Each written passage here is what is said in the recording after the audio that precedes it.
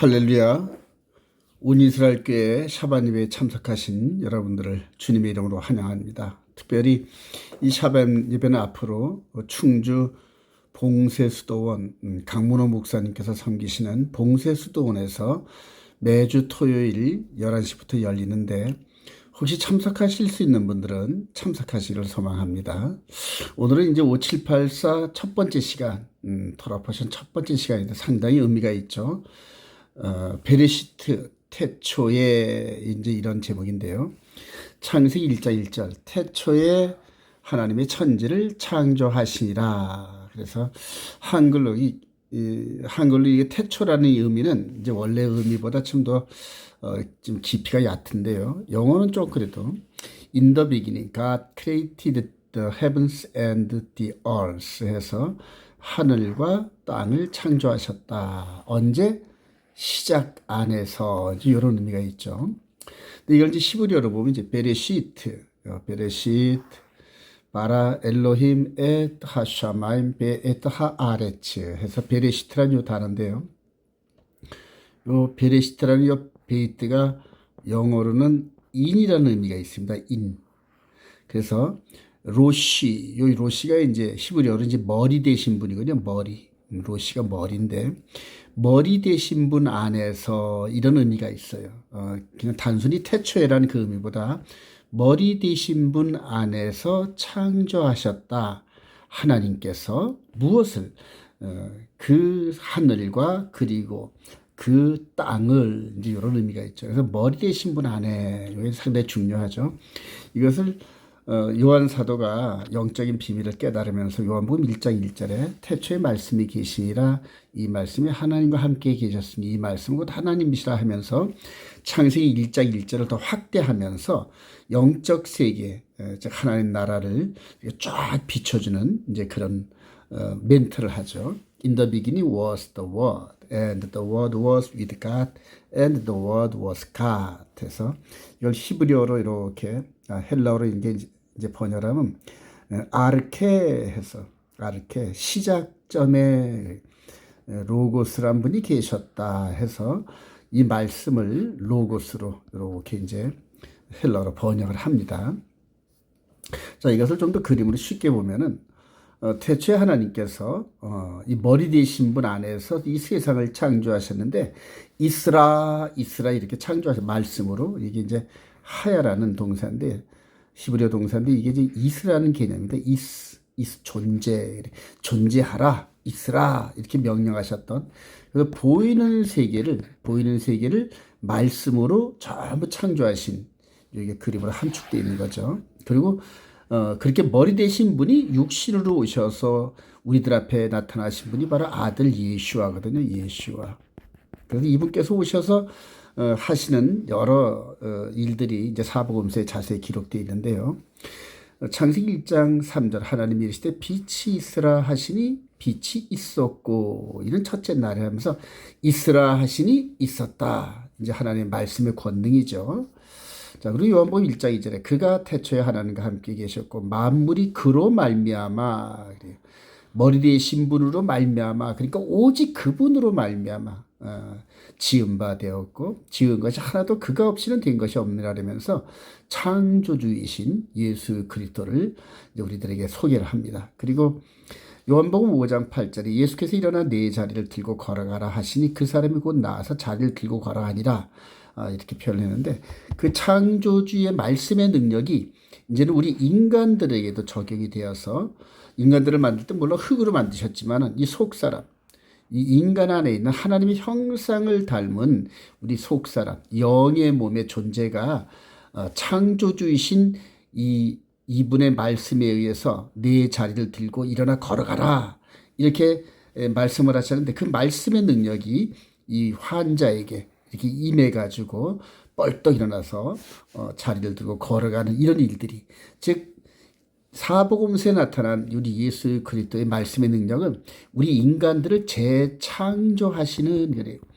그러니까 겉사람을 다시 창조하시는 게 아니라 겉사람이 있었던 안에 있는 속사람을 죄와 허물로 죽어 있었던 그 속사람을 그리스도의 보혈의 피로 다시 회복시키시고 재창조하는 과정임을 이제 우리들에게 보여주고 있습니다. 그래서 저와 여러분들이 지금 현재 하나님의 창조 안에, 지금 창조 질서 안에 있는데 겉사람이 아닌 속사람을 재창조하시는 그런 과정이 있다. 이렇게 이해를 좀 해주시면 좋겠습니다. 다음으로 하나님께서 세상을 창조하신 순서인데 하나님께서 하시는 일의 패턴을 우리가 알게 됩니다. 첫째 날은 빛이 있으라. 둘째 날에는 하늘과 바다를 창조하시고 셋째 날에는 땅을, 또 그 안에 땅의 식물들을 창조하셨죠. 그래서 이게 첫째, 둘째, 1, 2, 셋째입니다. 그리고 병렬에서 이제 4, 5, 6, 넷째 날, 다섯째 날, 여섯째 날이 이제 되는데 넷째 날에는 이 빛을 근간으로 해서 그 빛 안에 광명체를 창조하셨습니다. 해와 달과 별들, 이 우주를 이 빛이라는 이 공간 안에서 이렇게 창조하시면서 해와 달과 별들을 창조하셨고요. 다섯째 날에는 또 하늘과 바다를 근간으로 해서 하늘에는 공중의 새, 바다에는 물고기를 창조하셨어요. 그래서 창조하시는 하나의 패턴을 보면 외곽적인 박스를 먼저 창조하시고 그 안에 내용물을 그 다음에 이렇게 질서로 창조하시면서 질서의 하나님이신 것을 우리들에게 보여주시죠. 자, 드디어 여섯째 날에 땅과 식물, 즉 먹을 거를 만들어 놓으시고 난 다음에 들의 짐승들을 창조하셨고 그리고 맨 마지막에 인간을 창조하십니다. 그래서 이제 우리가 이렇게 볼 때 첫째 날 빛을 창조하고 여섯째 날 인간을 창조하는 이런 과정을 통하여 가장 중요한 창조물은 뭐다?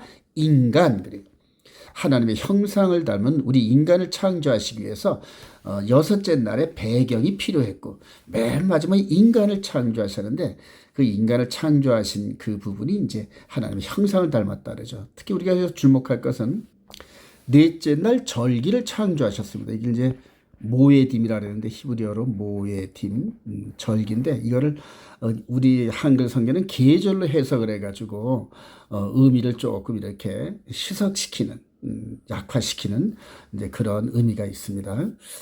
자, 하나님의 창조의 순서, 그래 아까 말씀드린 외적인 것을 먼저, 내적인 것을 나중에. 그래서 이렇게 창조하신 이 부분을 누가복음 11장 39절에서 이렇게 창조하셨던 그 하나님이 말씀으로 오셔서 주께서 이르시되 너희 바리새인은 지금 잔과 대접의 것은 깨끗이 하나 너희의 속에 있는 속사람은 탐욕과 악독이 가득하도다 하고 지적을 하십니다.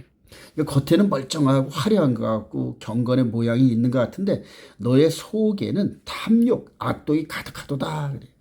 나중에 이제 바리새인의 대표격인 이 바울 사도가 예수님을 만나기 이전에 자신의 모습과 만난 이후에 자신의 속 사람을 들여다보면서 절규를 하죠. 오라, 나는 공고한 자로다. 내 이 속에 있는 이 사망을 닮아가는 더럽고 추한 이것을 어떻게 해결할 것인가 하고 막 부르짖어요. 로마서에 보면은. 그러다가 이제 예수 그리스도의 그 능력과 또 재창조하시는 과정을 만나면서 오직 예수 그리스도 외에는 내 속사람을 거듭나게 할 분이 없도다 하고 이제 고백을 하죠. 자, 40절에 어리석은 자들아 겉을 만드시니가 속도 만들지 아니하셨느냐. 그래서 겉에를 먼저 만드시고 속을 만드시는 하나님의 구속사의 경륜을 우리가 알 수가 있습니다. 그래서 그 안에 있는 것으로 구제하라. 그냥 너희 모든 것이 너희에게 깨끗하라. 그 안에 즉 겉사람이 아닌 속 안에 있는 하나님의 형상을 닮은 선하고 아름답고 자비하고 양순한 그 하나님의 형상을 닮은 그 속사람의 그 따뜻함으로 구제하는 이제 그런 것들을 이제 지적을 하시죠. 자, 고린도서 15장 40절 나중에 이제 이 진리를 깨달은 바울 사도가 고백을 합니다. 육의 몸으로 신고 신령한 몸으로 다시 살아나나니 육의 몸이 있은즉 또한 영의 몸이 있느니라. 그래요. 육의 몸이 있은즉 또 영의 몸이. 육의 몸은 겉으로 보이는 것, 영의 몸은 속 사람인데 겉사람은 6,000년 전에 흙으로 아담을 빚으셨는데 그 이후로 범죄하고 난 후에 예수 그리스도로 말미암아서 다시 속 사람을 다시 재창조하시는 그런 과정이죠.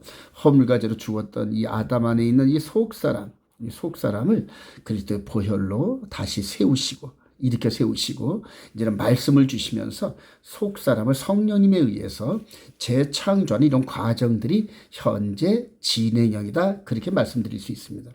46절에 그러나 먼저는 신령한 사람이 아니요 육의 사람이요. 그래. 육신의 아담을 얘기하는 거고 그 다음에 신령한 사람이니라 곧 첫사람은 땅에서 났으니 흙에 속한 자이거니와 둘째 사람은 하늘에서 나셨느니라. 그러면서 인자는 하늘에서 내려왔다 하시는 예수님 말씀에 깊은 영적 의미를 지금 설명해 주고 있죠. 자, 그 모습이 이제 그림으로 굳이 표현을 한다 그러면 이렇게 육의 몸 그래. 겉사람은 흙으로 지었던 육의 몸 그리고 육의 몸 안에 있는 영적 존재인 영의 몸 이렇게 표현할 수가 있습니다. 그래서 이 속에 있는 영, 그대 보이는 육. 그래서 이 겉으로 지키는 육신의 예법, 그러죠. 육신의 예법. 히브리서 9장 이제 서두에 보면은 육신의 예법은 현저하니 하면서 동물 제사로 피 제사를 드리는 이런 것들을 이스라엘 백성들에게 주어지면서 장차 있을 영의 법의 모든 것들을 나타나게 하셨죠. 그리고 이 영의 법은 이걸 이제 예수 그리스도 안에서 이루어지는 일들인데 바울 사도가 그리스도 예수 안에 있는 생명의 성령의 법 이렇게 설명합니다. 그래서 육신의 예법을 열심히 지켰던 이스라엘 백성들이 완전한 의에 이르지 못하고 믿음을 따라 행한 이방인들이 영의 법을 따르면서 하나님이 요구하셨던 완전한 의에 이르렀다 이렇게 설명하는 것이 바로 로마서 전체 얘기입니다, 여러분. 예. 자, 계속해서 고린도후서 4장 16절에 바울사도가 이렇게 고백을 합니다. 우리의 겉사람은 낡아지나 우리의 속사람은 날로 새로워지도다. 그래. 우리가 잠시 받는 환난에 경한 것이 지극히 크고 영원한 영광에 중한 것을 우리에게 이루게 하미니 우리가 주목하는 것은 보이는 것이 아니요 보이지 않는 것이니 보이는 것은 잠깐이요 보이지 않는 것은 영원함이라. 그러면서 제가 이렇게 그림으로 보였던 것처럼 우리가 주목하는 것은 육 겉사람이 아니다.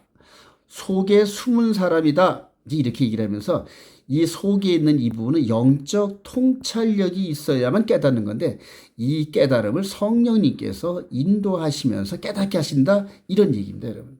그래서 오늘 창세기 베레시트 이 창조의 서두에서 바로 저는 이런 겉에서 보이는 창조물 위에 속에서 보이지 않는 즉 육의 사람이 이렇게 보여지고 영의 사람으로 변해가는 과정을 자세하게 설명을 드리고자 합니다. 자, 창조의 마침과 현재 진행형 이렇게 해서 이걸 신학적인 용어로 already not yet 이렇게 지금 제가 구성을 해봤는데요. 창조의 마침은 겉사람의 마침입니다. 그리고 현재 진행형은 속사람을 이렇게 지금 창조하는 현재 진행 ing라 이렇게 제가 표현을 했는데요. 자, 창세기 2장 1절 천지와 만물이 다 이루어지니라. 이 부분은 이제 겉사람, 겉에 있는 것들을 얘기하는 거고요. 하나님이 그가 하시던 일을 일곱째 날에 마치시니 그가 하시던 모든 일을 그치고 일곱째 날에 안식하시니라. 하나님이 그 일곱째 날을 복되게 하여 거룩하게 하셨으니 이게 바로 일곱째 날이 안식일입니다. 여러분, 안식일. 지금 현재 한국 개신교 부분에서 안식일 얘기만 나오면 상당히 그 부정적인 그런 부분으로 다가오면서 심지어는 이단이다 정죄를 하는데요. 여러분, 하나님께서 창조 때 지금부터 6,000년 전에 창조를 마치고 정하신 이 안식일은 영원 불변의 날입니다, 여러분. 하나님께서 안식한 일곱째 날을 거룩하게 했다는 것은 다른 날들과 다른 그런 개념으로 일곱째 날을 그 의미를 부여하셨다 이 얘기고, 그 다음에 이 일곱째 날에 하나님의 형상을 닮은 인간을 통하여서 예배를 받으시고 영광을 받으시고 우리와 대화하기를 원하시는 바로 그날이거든요, 여러분. 그래서 이 안식일에 대한 이 비밀과 축복을 이스라엘 백성들에게 먼저 주었고, 그리고 이스라엘 백성들이 그 많은 고초를 당하면서도 그 정체성을 잃지 않았던 근간에는 이 안식이라는 하나님이 주신 이런 그 거룩한 날을 생명을 바쳐 지키는 그런 과정에서 얻어지는 그런 민족적 국가적인 그런 축복의 날입니다, 여러분.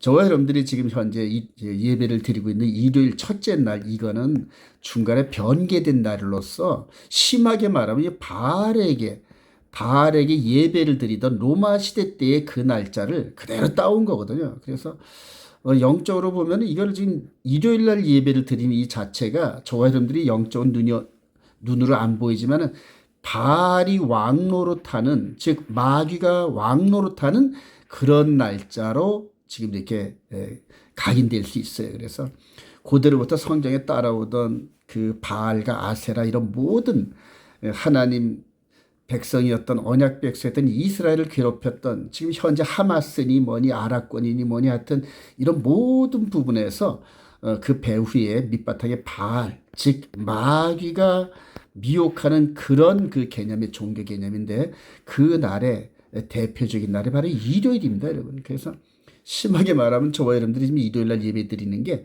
바알, 마귀에게 우리 자신도 모르게끔 예배 드린다, 이렇게 표현할 수가 있어요.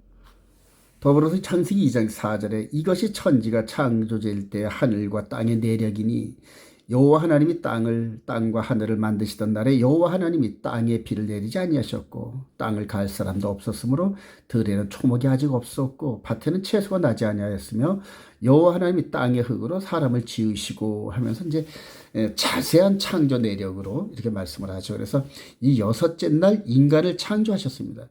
근데 이 여섯째 날 이제 저와 여러분들이 알다시피 여섯째 날 하나님께서 우리 인간들에게 이 피조 세계를 다스릴 왕권을 부여하면서 이제 하나님의 아들 예수아와 결혼 서약을 맺는 그런 날인데요.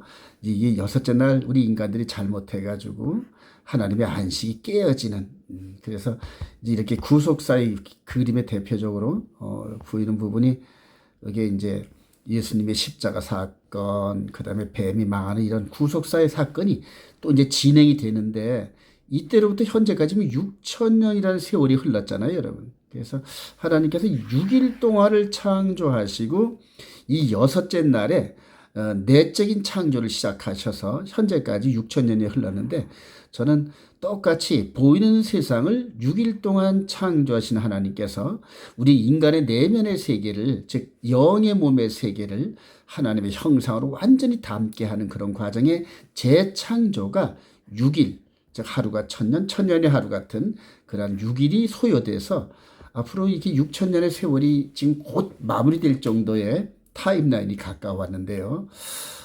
글쎄요, 저와 여러분들이 어떤 이 하나님의 영적인 그런 모든 비밀을 깨달으면서 말씀에 순종하고 다 같이 함께 우리 예수 그리스도의 혼인잔치에 참여하는 축복이 있었으면 좋겠습니다. 자, 인간은 거룩하신 하나님의 형상대로 피조되었죠. 창조되었죠. 창세기 1장 26절.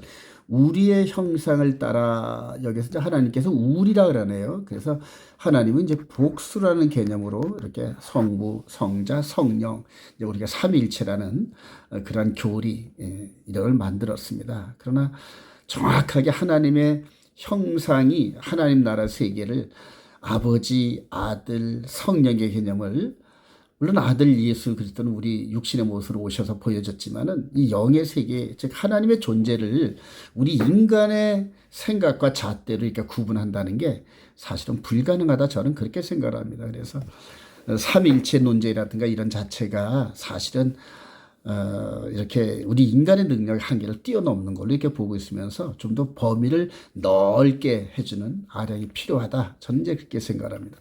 우리의 형상을 따라 우리의 모양대로, 그래 하나님의 모양대로, 그러니까 첼렘인데 하나님의 깊은 그 의미 DNA를 그대로 이제 받는다는 그런 의미입니다. 우리가 사람을 만들고 그들로 바다의 물고기와 하늘의 새와 가축과 온 땅과 땅에 기는 모든 것을 다스리게 하자, 그래요. 경작하게 하자, 이제 그런 의미가 있죠. 지배하자는 그런 개념이 아니라 섬기는 그런 개념으로 이제 다스리게 하자는 그런 의미를 해석할 수 있습니다. 하나님이 자기 형상, 곧 하나님의 형상대로 사람을 창조하시되 남자와 여자를 창조하시고 하나님이 그들에게 복을 주시며 하나님이 그들에게 이르시되 생육하고 번성하여 땅에 충만하라, 땅을 정복하라, 바다의 물고기와 하늘의 새와 땅에 움직이는 모든 생물을 다스리라 하시니 하면서 마치 그 오케스트라의 쥐자 같은 그런 역할을 이제 부여해 주셨다, 저는 그렇게 생각을 합니다. 그래서 하나님께서 이 흙으로 하나님의 형상대로 인간을 지으시고 이제 그런 의미겠죠. 그렇게 해서 이제 하나님께서 이렇게 지구를 창조하시고 흙으로 인간을 빚으시는 이런 과정에서 누가 이제 이렇게 쳐다보냐면 마귀가 이렇게 곁눈질하는 이런 것들 제가 이제 삽입을 했는데요. 이게 이제 영적 공간에서 벌어지는 일입니다, 여러분. 하나님의 아들 예수와를 하나님께서 결혼에 이르게 하는 과정에서 요 마귀가 개입을 해가지고 그대로 인간을 죄를 짓게 하는 이런 과정인데, 선악을 알게 하는 열매는 먹지 말라. 먹는 날은 정령 죽으리라. 이제 이런 언약을 하셨죠. 그래서 이 언약이 나중에 보면 이제 확인되는 게 결혼 언약으로 우리가 결론을 지을 수 있어요. 결혼 언약. 그래서 하나님의 아들과 우리 인간들을 결혼이라는 형태로 연합을 시키셨는데요. 자, 창세기 2장 15절. 여호와 하나님이 그 사람을 이끌어 에덴 동산에 두어 그것을 경작하게 하며 지키게 하시고, 여호와 하나님이 그 사람이 명하여 이르시되 동산 각종 나무의 열매는 내가 임의로 먹되 선악을 알게 하는 나무의 열매는 먹지 말라. 내가 먹는 날에는 반드시 죽으리라 하시니라. 그래요. 이게 바로 하나님의 아들과 정혼식이거든요. 이제 이스라엘의 그 결혼 과정이 이제 남자가 여자한테 제안, 프로포즈를 하죠.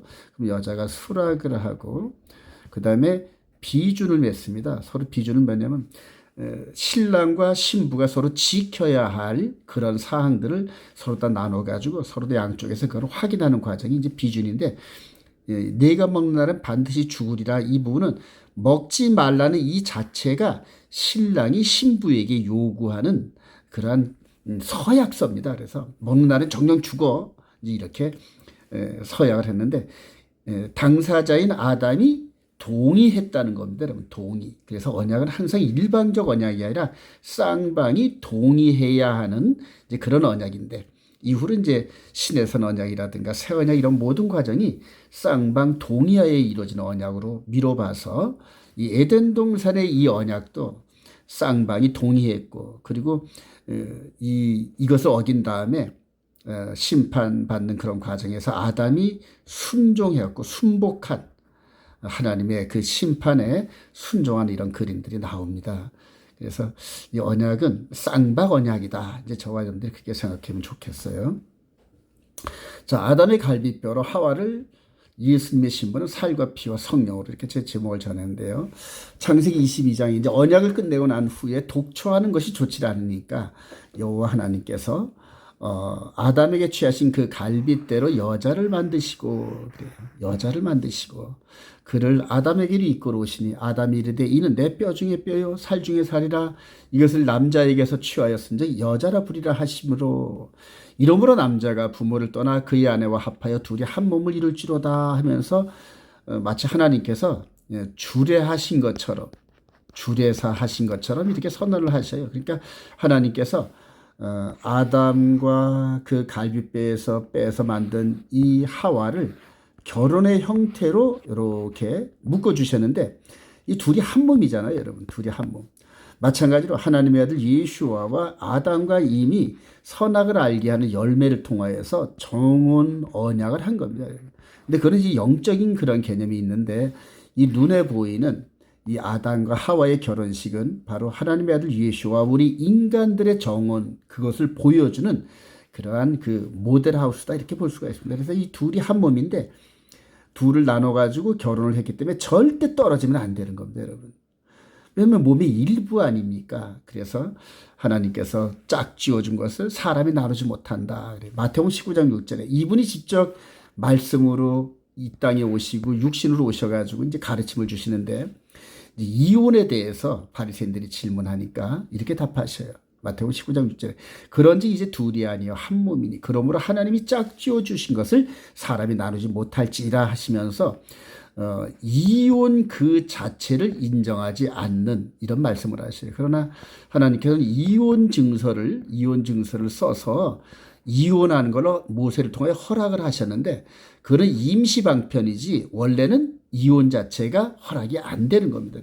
그래서 하나님과 우리 사이에, 인간들 사이에 결혼을 맺었는데 이 결혼이 절대 깨질 수가 없다는 것을 강조하고, 그리고 나중에 이제 말씀드리겠지만 이분이 죽어주심으로 말미암아 우리 인간들이 잘못했던 그러한 그 간음 행위를 완전히 무효화시켜 주시고 다시 거듭나게 하셔서 새 언약으로 지금 속 사람을 다듬어가는 과정이다, 이렇게 표현을 할 수 있겠죠.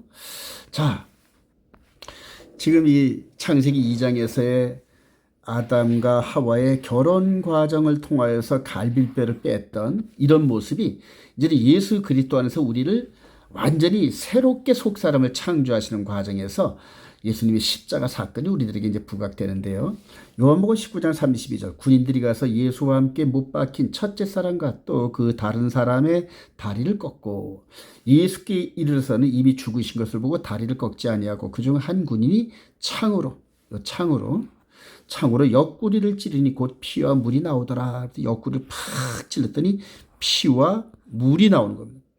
이제 이 피와 물이 우리 인간의 속 사람에게 쫙 뿌려집니다, 여러분. 속 사람에게. 그래서 히브리서 10장 22절에 보면은 우리 마음에 뿌린 바 되어 그래요.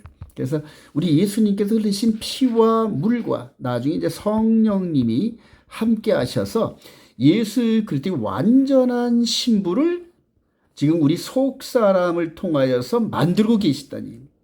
그래서 이제 계시록 19장 7절 이하에 나오는 이 공중 혼인잔치에서 이분이 당신의 피와 살과 성령으로 주셔서 만드신, 즉 마치 아담이 갈비뼈로 하와를 만들어주고 하와를 보여주니까 내 뼈 중에 뼈요 살 중에 살요 하면서 그 신부를 보고 너무너무 좋아했던 것처럼 이제 당신의 몸을 주신 그 결과물의 우리, 그리고 퍼펙트한 신부로서 거듭난, 즉 겉사람이 아닌 속사람으로 완전 부활체로 우리 예수 그리스도의 신부로서 공중 혼인잔치에 참석할 때 바로 이렇게 나의 사랑하는 신부야 그러면서 마치 결혼식장에서 신랑이 먼저 입장하고 신부가 아버지 손에 이끌려 들어오는 그 모습을 바라보면서 너무너무 좋아하는 그러한 신랑의 모습처럼 이제 우리를 맞이하실 겁니다, 여러분.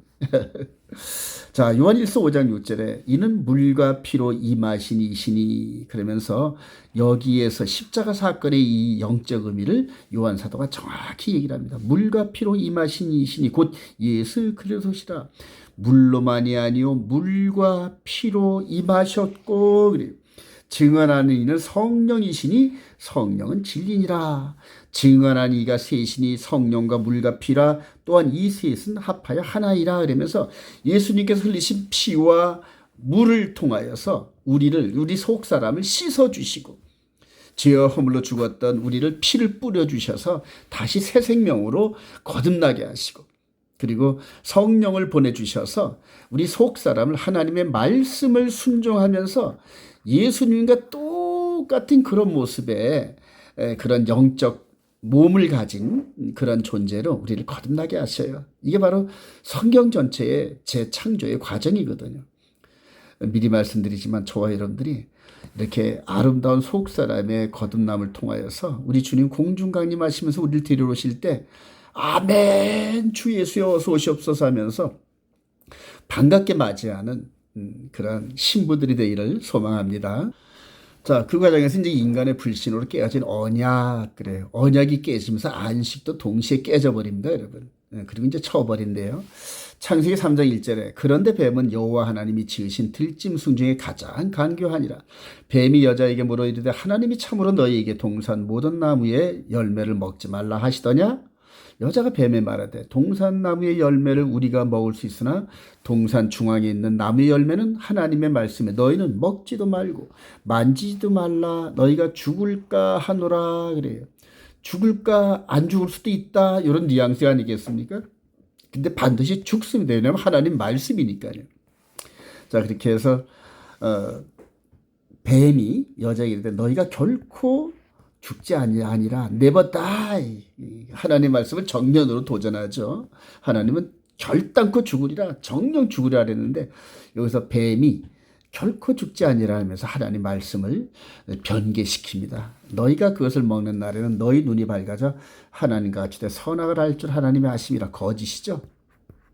하나님은 진리신데 이걸 거짓으로 이렇게 여자가 그 나무를 본즉 먹음직도 하고 보암직도 하고 지혜롭게 할 만큼 탐스럽기도 한 나무인지라 여자가 그 열매를 따먹어 자기와 함께 남편에게도 주며 그도 먹은지라.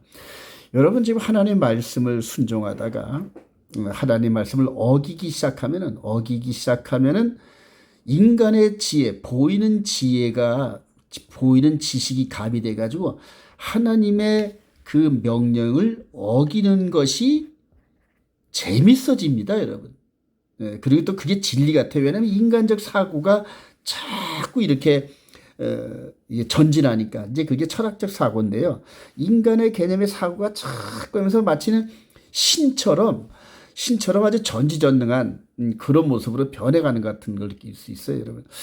목사님들도 잘못된 분들이 나중에 성경에서 벗어난 말을 할 때는 아주 자기가 그 하나님의 자리에 앉은 것 같은, 또한 예수를 믿지 않고 또 예수를 믿는다거나 덜 믿으면서 철학적 사고에 묻혀 있는 그런 사람들의 강의를 들어보면 자아도취가 돼가지고 이 영적인 그런 통제, 울타리가 없어요. 그래서 지가 가는 대로 막 갑니다, 여러분. 근데 나중에 보면 그게 하나님과 얼마나 대적된 그런 지식인지 이제 깨닫게 되는데, 저와 여러분들이 말씀 안에서 정말 하나님의 영적 지혜와 충만함으로 있기를 소망합니다. 결과적으로 이제 뱀의 꼬임을 받아가지고 이 꼬임을 받아서 하와가 먼저 먹고 그다음에 자기 남편 아담에게 주니 아담도 먹습니다. 그래서 하나님과 인간 그 언약 관계가 이제 깨져 버리죠.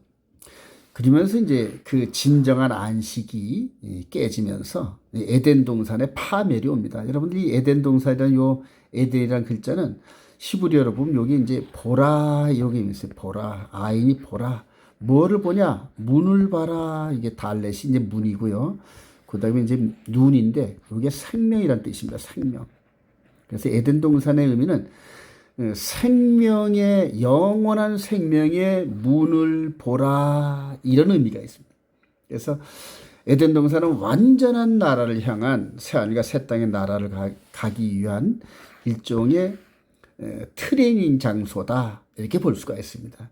그래서 거기에 하나님께서 하나님의 말씀을 지키는지 안 지키는지 선악과의 계명을 주시고, 그리고 지키지 못함으로 말미암아 하나님이 말씀하신 대로 이제 죽으리라는 이제 사망의 판결이 내려집니다, 여러분.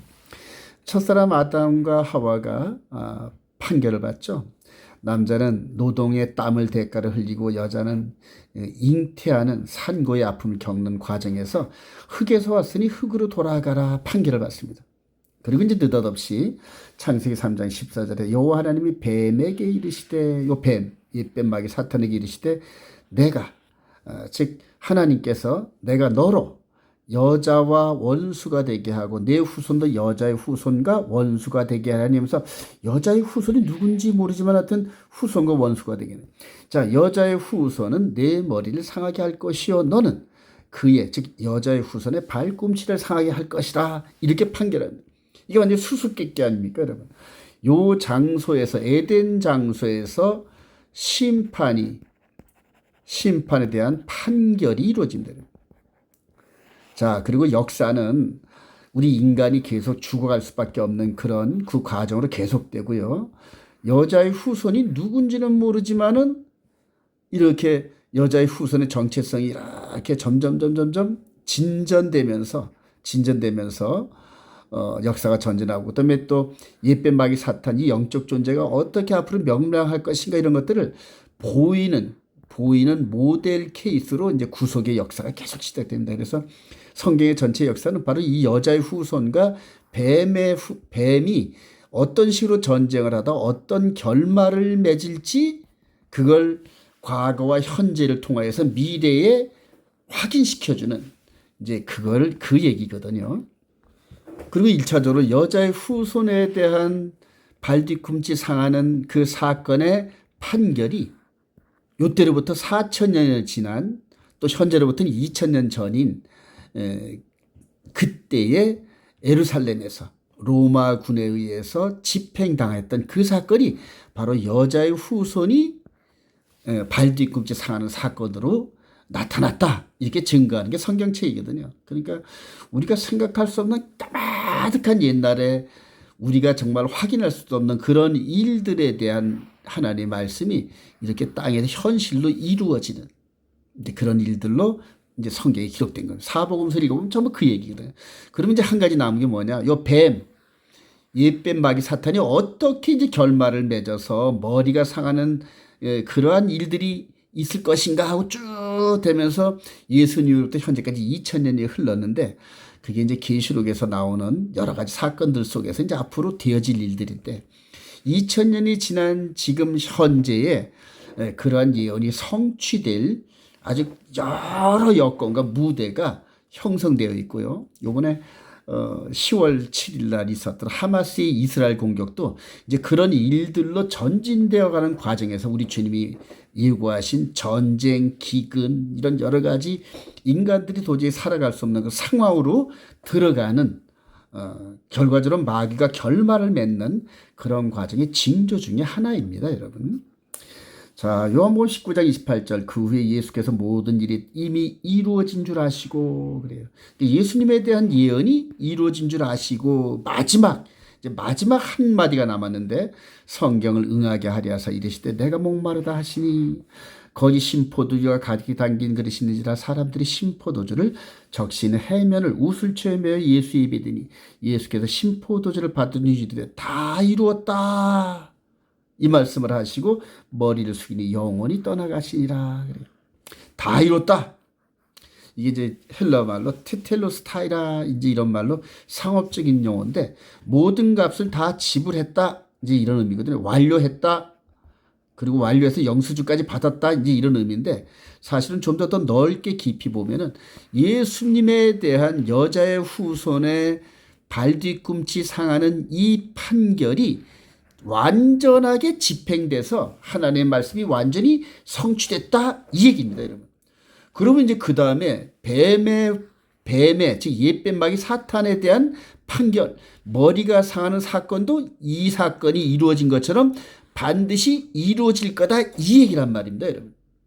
근데 지금 현재 뱀이 자기 때가 얼마 남지 않은 줄 알면서 인간들을 볼모로 해서 계속적으로 하나님을 대적하고 인간들을 함께 지옥불에 끌고 가려고 온갖 그러한 그 거짓으로 미혹하고 심지어는 성경 전체를 뒤틀어 가지고 에덴 동산에서 요 선악을 알게 하는 요거를 뒤틀은 것처럼 지금 마지막 때 성경 전체의 흐름을 뒤틀려서 속여 가지고 성경을 잘못 믿게 해서 예수 믿는 사람들을 이 지옥의 불구덩으로 끌고 가는 그 일들을 합니다. 마지막 때 이런 거짓에 넘어가지 말아야 되는데 우리 예수님께서도 마태복음 24장에 제일 먼저 경고한 게 거짓 선지자를 조심하라, 거짓 메시아를 조심하라 이렇게 말씀하셨잖아요.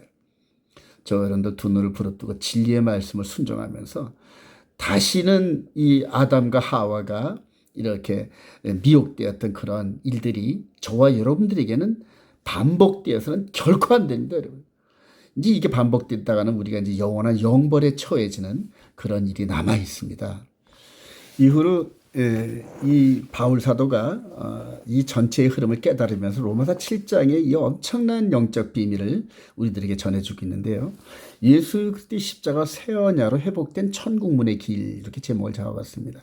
로마서 7장 1절에 형제들아 내가 법하는 자들에게 여기서 법은 율법을 말한다. 하나님의 법을 아는 자들에게 말하는 너희는 그 법이 사람이 살 동안만 그를 주관하는 줄 알지 못하느냐.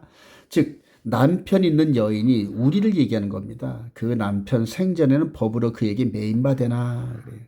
만일 그 남편이 죽으면 남편의 법에서 벗어나느니라. 그러므로 만일 그 남편 생전에 다른 남자에게 가면 음녀라. 그러나 만일 남편이 죽으면 그 법에서 자유롭게 되나니 다른 남자에게 갈지라도 음녀가 되지 아니하느니라. 이걸 잠깐만 설명을 드려보면은 바울사도의 말은 뭐냐면 우리 인간이 하나님과 선악을 알게 하는 열매를 통하여서 하나님의 아들 예수님을 바로 예수하라 그럽니다. 언약 관계랍니다. 근데 그 언약 관계가 남편과 아내의 이런 언약 관계거든요. 상호 즉 결혼법으로 묶여 있다는 얘기입니다. 여러분. 그리고 이제 결과적으로 선악을 알게 하는 그 계명을 어김으로 말미암아 이제 우리가 음녀가 된 겁니다. 간음한 거예요. 그리고 우리의 남편 대신 예수를 떠나서 옛뱀 마귀 사탄에게 이끌려서 사탄을 지금 남편으로 섬기고 있는 그런 음녀란 얘기거든요. 그러니까 영적인 부분에서 사탄과 우리 인간들 사이에는 간통한 남자와 간통한 여자다 이렇게 얘기하는 겁니다, 여러분. 근데 그 관계 속에서 우리 인간들은 영원히 간통, 즉 간음, 이제 7번째 간음하지 말지라는 하나님의 계명을 어기는 그래서 사형 집행 판결을 받을 수밖에 없는 그런 존재인데 바울 사도가 깨달은 이 법의 개념이 남편 대신 이분이 육신으로 와서 죽어주셨단 말입니다. 죽어주심으로 말미암아 우리 인간들과 맺어진 이 결혼, 이 법에서 해방을 시켜줬더니 우리를. 그래서 이 남편이 죽음으로 말미암아 더 이상 에덴 동산에서 맺었던 이 언약 관계가 더 이상 지속되지 않고 무효화됐다 이렇게 얘기합니다. 이제 우리 눈으로 보이는 그런 법을 따지면 이제 공소권 없음 이 얘기거든요. 이 공소권 없음이라는 거는 이제 예전에 보면 이제 우리 박원순 서울시장이 그렇게 간음을 하고 성희롱을 해가지고 범죄를 저질렀는데 자살함으로 말미암아 죽었기 때문에 죄를 받아야 할 당사자가 없어서 공소권 없음 그리고 법을 이제 그 사건을 처리했죠. 그와 똑같이 예수님께서 남편의 자격으로 이 땅에 와서 죽어주심으로 말미암아 죄를 물어야 할 우리 인간들에게 이 법이 성립이 안 되면 남편이 죽었으니까. 그래서 우리 인간들도 이제 죄는 있지만은 죄를 받아야 할 그 공소 자체가 형성이 안 돼서 공소권 없음 이제 무효화했다 이거는. 그래서 이것을 바울 사도는 신학적으로 이렇게 이제 설명하는데요. 골로새서 2장 14절에 보면은 우리를 거스르고 불리하게 하는 법조문으로 쓴 증서를 지우시고 제하여 버리사 십자가에 못 박으시고 통치자들과 권세들을 무력화하여 드러내어 구경거리로 삼으시고 십자가로 그들을 이기셨느니라 이렇게 설명을 합니다. 즉 예수 그리스도의 십자가 사건을 통하여 이제 하늘 법정에서 더 이상 우리 인간들을 고소하고 참소할 수 있는 그러한 것들을 전부 다 막아버리셨다 이 얘기입니다. 자, 그리고 이제 새 언약으로 이 새 언약이 너무너무 중요한데요. 마태복음 26장 28절에 이제 유월절 즉 십자가를 짊어지기 전날에 유월절 세대를 제자들과 함께 하시죠. 우리 예수님이고 12제자가 이렇게 모여있죠. 여기에서 이것은 죄사함을 얻게 하려고 많은 사람을 위하여 흘리는 바 나의 피 곧 언약의 피니라 이렇게 설명하는데 누가복음에서는 이걸 새 언약의 피다 이렇게 설명을 합니다. 그래서 이렇게 십자가를 통하여 인간들과 맺어졌던 옛 언약에서 우리를 해방시켜 주시고 죽고 부활하시고 그리고 이것을 믿는 저와 여러분들이 이제는 옛 사람이 죽고 새롭게 맺어진 새 언약을 이제 우리 예수님과 에덴 동산에 맺었던 것처럼 그렇게 새 언약을 맺는다는 그런 얘기입니다, 여러분. 놀랍죠? 자, 히브리서 9장 13절에 염소와 항소의 피와 및 암송아지 죄를 부정한 자에게 뿌려 그 육체를 정결하게 하여 거룩하게 하거든 하물며 영원하신 성령으로 말미암아 흠없는 자기를 하나님께 드린 그리스도의 피가 어찌 너희 양심을 죽은 행실에서 깨끗하게 하고 살아계신 하나님을 섬기게 하지 못하겠느냐. 이로 말미암아 그는 새 언약의 중보자시니 그는 첫 언약 때 범한 죄에서 여기서 이제 바울 사도가 히브리서 기자가 첫 언약 때 범한 죄 이렇게 얘기를 했는데 이스라엘 백성들 그 범위로 좁히면은 시내산에서 맺었던 그 언약을 얘기합니다. 그리고 이걸 금송아지 사건으로 언약이 깨졌잖아요. 근데 좀 더 멀게 깊게는 에덴 동산에서 이렇게 맺었던 이 첫 언약에서 범죄한 그 죄를 이분이 완전히 무효화시키고 새 언약을 맺었다 이 얘기거든요, 여러분요. 예.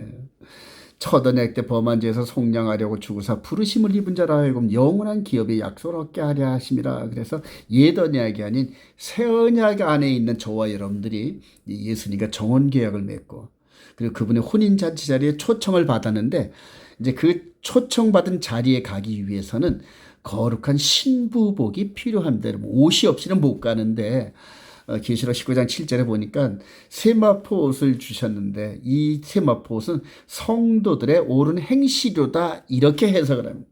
그래서 저와 여러분들이 지금 현재 새 언약 안에 있는데 하나님의 말씀대로 살아가면서 지금 신부복을 계속 준비 중이다 이렇게 설명을 해주고 있는 겁니다. 히브리서 10장 19절에 우리가 예수의 피를 힘입어 성소에 들어갈 담력을 얻었나니 그 길은 우리를 위하여 휘장 가운데를 열어놓으신 새로운 살 길이요 휘장은 곧 그의 육체니라. 우리가 마음의 뿌림을 받아 예수님이 흘리신 보혈의 피를 뿌림을 받아 악한 양심으로부터 벗어나고 마귀의 지배를 받던 하는 일마다 마귀를 닮은 그러한 옛사람의 이런 것들로부터 벗어나고 몸은 맑은 물로 씻음을 받았으니 그래요. 우리 예수님께서 십자가에서 흘리신 피와 물, 그래 피와 물이죠. 참 마음과 온전한 믿음으로 하나님께 나아가자. 막혔던 이 길이 십자가를 통하여 열렸거든요. 그리고 무너졌던 에덴 동산의 그 조건이 다시 회복이 됐는데 보이는 그러한 꽃 같은 동산이 아닌 그냥 에덴 동산 즉 노아의 홍수 이후로 황폐해졌던 그런 모습인데 저는 이거를 이제 에덴 동산을 지금 이스라엘의 성전산 예루살렘의 성전산으로 저는 보고 있는데요. 그런데 영적인 의미로는 지금 십자가를 통하여 환하게 열렸으니까 우리가 참 마음과 온전한 믿음으로 하나님께 나가자 그러잖아요. 그래서 하나님께서 원하시는 안식일 월삭 절기 때마다 하나님이 정하신 시간대마다 이를 믿는 사람들이 모여서 같은 장소에서 같은 시간대에 모여서 예배를 드리면서 하나님의 말씀을 공급받고 그래요. 우리 신명기 32장에 보면은 내 말은 연한 채소 위에 내리는 이슬 같고 그러잖아요.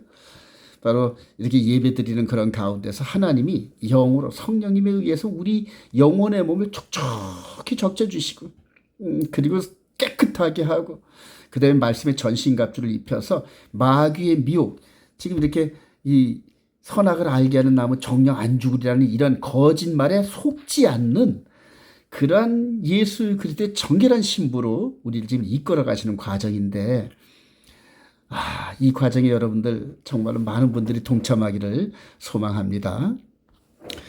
자, 아담의 생애에서 오늘 토라포시는 이제 아담의 생애거든요. 아담에서 드러난 하나님의 구속사의 그림자. 그러니까 아담이 깨달은 구속사라는 그런 얘기입니다. 창세기 4장 1절 아담이 그의 아내 하와와 동침하며 하와가 임신하여 가인을 낳고 깨인 그래 얻었다. 내가 여호와로 말미암아 득남하였다. 그래서 요 그림이 이렇게 보이는데 이렇게 가인을 얻었는데 이 가인이 바로 그 여자의 후손 아닌가 이렇게 생각했을 거예요. 아담은 2절에 보니까 그가 또 가인하고 아벨을 낳았는데 아벨은 양치는 자였고 가인은 농사하는 자였더라. 세월이 지난 후에 가인은 땅의 소산으로 제물을 삼아 여호와께 드렸고 아벨은 자기도 양의 첫 새끼와 그 기름으로 드렸더니 여호와께서 아벨과 그의 제물은 받으셨으나 그래요. 여기서 이제 갈라지네요. 가인과 그의 제물은 받지 아니한지라 가인이 몹시 분하여 안색이 변하니 가인이 그의 아우 아벨에게 말하고 그들이 들에 있을 때 가인이 그의 아우 아벨을 쳐 죽이니라. 이게 요 그림이 요 짧은 그림이 바로 다윗의 생애입니다. 가인과 아벨을 낳고 형 가인이 아우를 죽이잖아요. 최초 살인 사건. 그리고 그 후에 이렇게 셋을 얻었는데 셋을 얻었을 때 고백이 어떠냐 하면은 창세기 4장 25절에 아담이 다시 자기 아내와 동침하며 그가 아들을 낳아 그 이름을 셋이라 하였으니 셋 이는 하나님이 내게 가인이 죽인 아벨 대신에 다른 씨를 주셨다 함이며 그래요. 또 셋도 아들을 낳고 그 이름을 에노스라 하였으며 그때 사람들이 비로소 여호와 이름을 불렀더라. 그러면서 여호와의 이름 즉 에덴 동산에서 시작됐던 구속사 가운데서 여호와를 섬기는 그런 라인이 생겼고 그래요. 아담 생애 때 바로 그랬다는 얘기죠. 자 그리고 이렇게 아담이 자기 생애에서 일어난 일들을 바라보면서 큰 녀석이 동생을 죽이고 대신 하나님께서 대신 셋을 주신 이 장면을 보면서 장차 여자의 후손이 이렇게 죽고 장사되고 부활하는 희미한 그림을 이렇게 보게 됐다는 얘기입니다. 여기 이 현장에서는 여자의 후손과 뱀의 후손에 대한 메시지를 직접 들었거든요, 아담은.